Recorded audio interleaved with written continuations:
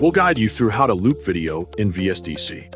Quick disclaimer, you need to follow this guide carefully, because skipping a step will affect your final result.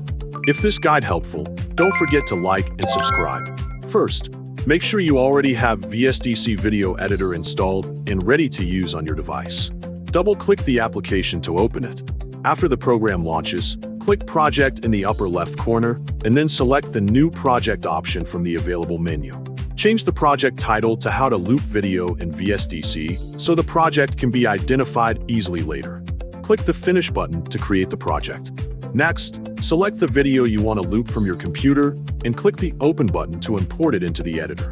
When prompted, you can click Yes to use the video's resolution automatically, or click No if you want to keep the current project settings.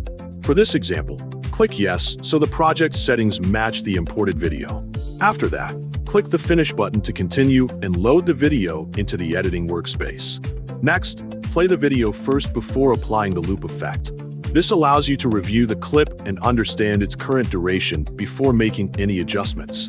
After checking the video, try extending the video duration on the timeline by dragging the edge of the clip. Then play the video again and observe the result. You will notice that only a black screen appears at the end of the extended section because the original video content does not automatically repeat. To restore the original video duration and remove the unnecessary extension, press Ctrl+Z on your keyboard. Go to the right panel and access the Properties window. In the available settings, locate the Loop Video section.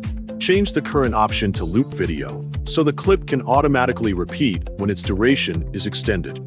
Go back to the Timeline section and extend the video duration again. For this example, extend the clip to approximately 10 seconds. Move the timeline cursor back to the beginning of the video. Click the Play button to preview the final result.